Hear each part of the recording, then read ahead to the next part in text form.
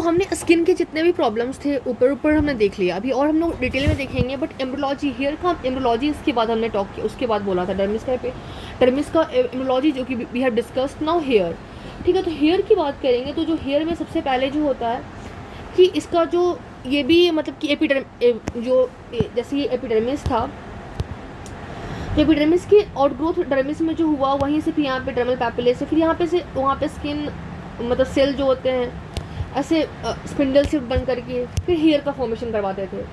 तो मतलब कि हेयर का भी जो ऑरिजिन है कैसा है, दैट इज़ द एक्टोडर्मल। इसलिए हम लोग एम्ब्रोलॉजी पढ़ते हैं कि उसकी ऑरिजिन ईजिली हमें याद रहे। एक्टोडर्मल अपेंडेजेस है, ठीक है। अब ये जो हेयर जो होता है ये एक मैमल का, ठीक है ना, मैमल का एक डिफाइनिंग कैरेक्टरिस्टिक होता है, ओके, फैक्टर होता है। अब लेयर्स ऑफ हेयर, इसके लिए एक डायग्राम यहाँ पे है, ठीक है ना। तो पहले हम ऐसे ऊपर ऊपर पहले यहाँ पे लिख देती हूँ कि that is the layers of hair, layer of hair. ये हम लोग अभी जो हम लिख रहे हैं और from the inward to outward, ठीक है ना। तो इसमें बेसिकली एक सबसे पहले हम लोग पढ़ेंगे हेयर शाफ्ट। क्या पढ़ेंगे? Hair shaft we will study. Then हम लोग पढ़ेंगे inner root sheath, inner root sheath.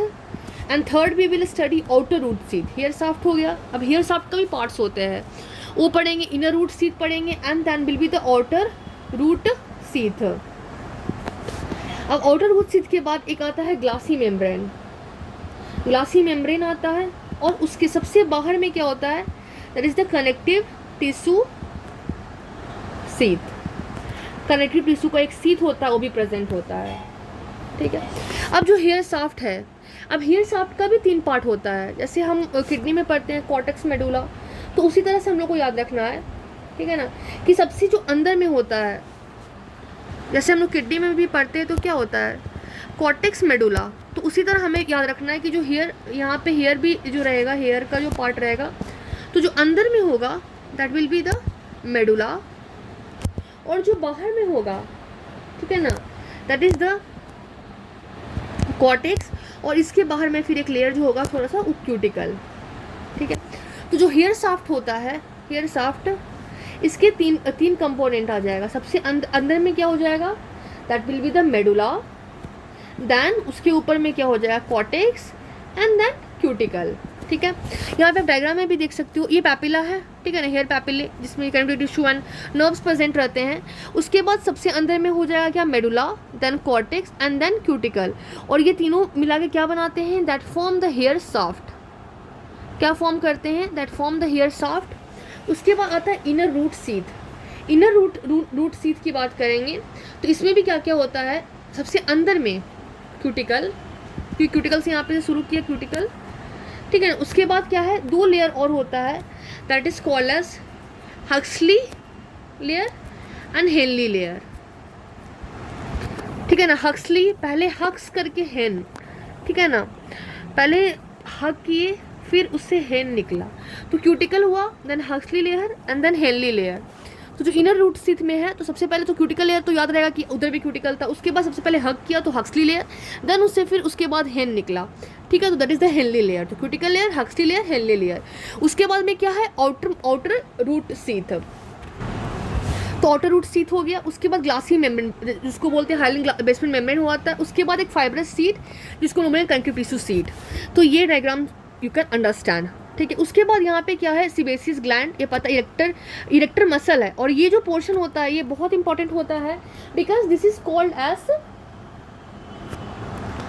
Stem cell. Hair follicles का स्टेम सेल होता है, हेयर फॉलिकल्स का स्टेम सेल होता है, यहीं से फिर न्यू हेयर का फॉर्मेशन होगा। And this is a type of multipotent, ये क्या होता है, एक तरह का मल्टीपोटेंट सेल होता है, मल्टीपोटेंट सेल होता है। और इसका लोकेशन कहाँ पे होता है, ये क्या है, थोड़ा सा फूला हुआ एरिया, तो इसलिए इसको बोलते हैं बल्ज एरिया। और यहाँ पे किसका अटैचमेंट होता है, दिस इज द इरेक्टर पिलाई मसल का अटैचमेंट होता है। ये जितने भी कंपोनेंट है सबके सब, इसके अंदर वाले सब क्या है, ये वाला सब एक्टोडर्मल है, बट ये क्या है, मेसोडर्मल है, क्योंकि डर्मिस के पास से, डर्मिस से आ रहा है, तो that is the mesenchymal, so mesodermal होता है। नाउ ये तो हमने देख लिया। आफ्टर दिस जैसे हमने ये डायग्राम देखा था हेयर का, ठीक है ना, जो हेयर जो है उसका हम लोग अगर लॉन्गिट्यूडनल सेक्शन देखते हैं, that is the longitudinal section of hair देखते हैं, तो जो हेयर होता है हमारा वो दो पार्ट में डिवाइडेड होता है, एक होता है अपर सेगमेंट, एक होता है लोअर सेगमेंट।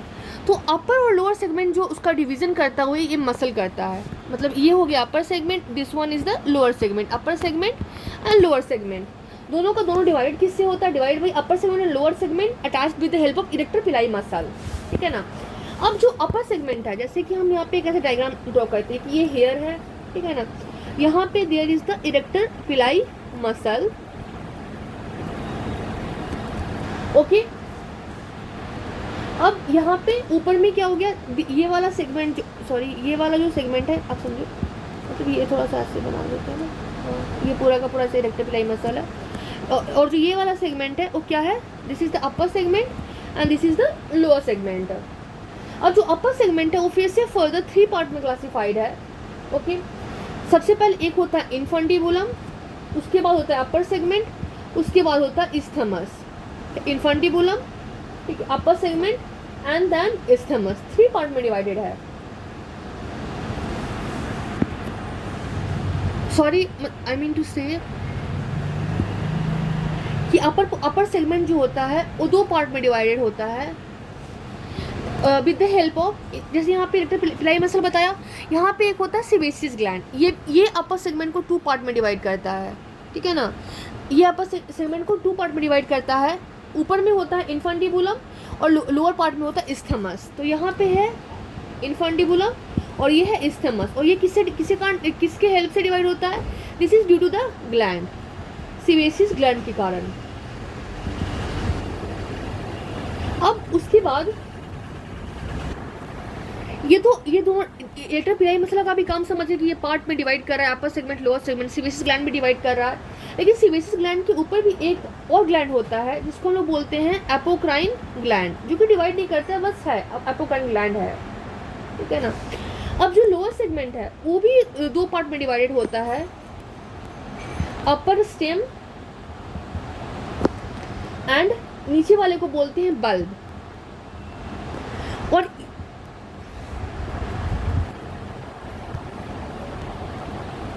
और ये जो अपर स्टेम और जो बल्ब है वो किससे डिवाइडेड होता है, थ्रू द, इसको बोलते एडमसन फ्रिंज। जो एडमसन फ्रिंज जो है वो अपर लोअर सेगमेंट को अपर स्टेम और बल्ब में डिवाइड करता है। तो हेयर बल्ब तो हमने देखा ही कैसे हेयर बल्ब यहाँ पे है, ठीक है ना, तो यहाँ पे वही हेयर बल्ब, उसको जो ऊपर वाला जो पोर्शन होता है उसको बोलते हैं एडमसन फ्रिंज बोलते हैं। आफ्टर दिस अगर हम डिफरेंट टाइप्स ऑफ हेयर्स की बात करते हैं, टाइप्स ऑफ हेयर की बात करते हैं, तो हेयर्स में क्या कितने टाइप का आता है, एक आता है लैंग्यू हेयर। लैंग्यूनो हेयर की बात करें तो इसमें क्या होता है कि ये फीटस में दिखता है and it is the soft hair होता है, दिस इज़ फाइन हेयर होता है, सॉफ्ट एंड फाइन हेयर होता है, और दिस इज़ यूजली ये इन यूट्रो जब डिलीवरी हो रहा होता है तभी ये सेट ऑफ हो जाता है, ओके। सेकेंड में क्या होता है, दैट इज़ द वेलस, एक हो गया लैंग्यूनो हेयर, एक हो गया वेलस हेयर, ये एकदम फाइन हेयर होता है एंड दिस इज़ अनमेडुलेटेड है, इसका मतलब क्या हुआ कि this hair is soft hair. और इसका जो बल्ब पोर्शन होता है, जो ये बल्ब पोर्शन होता है, ये कहाँ पे होता है, डर्मिस का 2 पार्ट देखे थे, तो उस डर्मिस के जो नीचे वाला पार्ट है ये रेटिकुलर डर्मिस में इसका बल्ब एट रेटिकुलर डर्मिस। लेकिन एक लैंग्यूनो हेयर बोल दिया, वेलस बोल दिया, और एक होता है टर्मिनल हेयर। टर्मिनल में क्या होता है, ये थिक हेयर होता है and this is a medullated hair, ठीक है, मतलब मेडुलेटेड हेयर होगा and this is also a coarse hair भी होता है। और इसका जो बल्ब होता है वो कहाँ पे लाई करता है, that lie at the level of subcutaneous tissue, ठीक है। तो ठीक है, लैंग्यूनो हेयर, वेलस एंड टर्मिनल, अब समझ गए। अब ये मैंने अभी क्यों बताया, क्योंकि ये जो अभी जो हम लोग देखेंगे कि जैसे हर्सुटिज्म जो होता है, हर्सुटिज्म में क्या होता है, जो वेलस हेयर है मतलब सॉफ्ट, जो एक फाइन हेयर है, सॉफ्ट हेयर है, जो अनमेडुलेटेड हेयर है, जिसका ओरिजिन जो है बल्ब रेटिकुलर डर्मिस से हुआ है, वो किस में चेंज हो जाता है? टर्मिनल हेयर में चेंज हो जाता है, ठीक है ना। लेकिन अगर किसी को एंड्रोजेनेटिक एलोपेशिया है, ठीक है ना, एंड्रोजेनेटिक एलोपेशिया है, तब उसमें जो टर्मिनल हेयर है, ठीक है ना, वो किस में चेंज हो जाता है? वेलस हेयर में चेंज हो जाता है। तो वेलस से रिस्पॉन्सिबल क्या है? दैट इज द पैथोलॉजिकल में क्या हो जाएगा? That is the hirsutism. Hirsutism में क्या हो जाएगा? That is the vellus hair is converted into terminal hair. और अगर हम लोग टर्मिनल की बात करेंगे तो इससे रिलेटेड कौन सा पैथोलॉजी है? In the androgenetic alopecia. Androgenetic alopecia में क्या होता है? जो टर्मिनल हेयर है हमारा, वो वेलस हेयर में चेंज हो जाता है। This is thing. नाउ अब हम लोग हेयर साइकिल की बात करते हैं।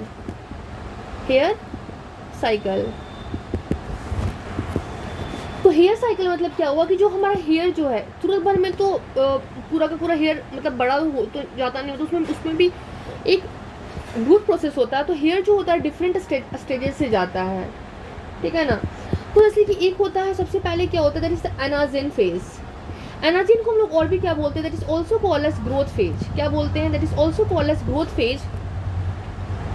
और इसमें जो होता है, जो हमारा जो मैक्सिमम हेयर होता है वो इसी फेज में होता है, ग्रोथ करते रहता है। That is the 86% of the hair, मतलब इसी में होता है। इसका ड्यूरेशन जो होता है वो कितना होता है? That is the 3 years। उसके बाद एक क्या होता है? That is the catagen hair. Catagen में क्या होता है? That is called as involution phase, या फिर उसको लोग और भी क्या बोलते हैं? That is also called as destruction phase. इसमें हमारा 1% हेयर होता है। That is the least in number भी कैटाजेनिक है, डिस्ट्रॉय हो रहा है। इसमें 3 weeks में होता है, ठीक है। थर्ड में क्या होता है? टीलोजेन। टी से टीलोफेज, इस तरह से याद कर सकते हो कि this is the resting phase, ठीक है ना। और ये कितने में होता है? 13% में होता है, and it is in the 3 months के लिए। एंड आफ्टर दैट एक आता है क्या? दैट इज द एक्सोजेन, जिसको लोग बोलते हैं शेडिंग फेज, जहाँ पे बाल गिर रहा होता है, शेडिंग फेज, ठीक है। और हेयर ग्रोथ का जो रेट है वो सिर्फ और सिर्फ 1 centimeter पर मंथ होता है।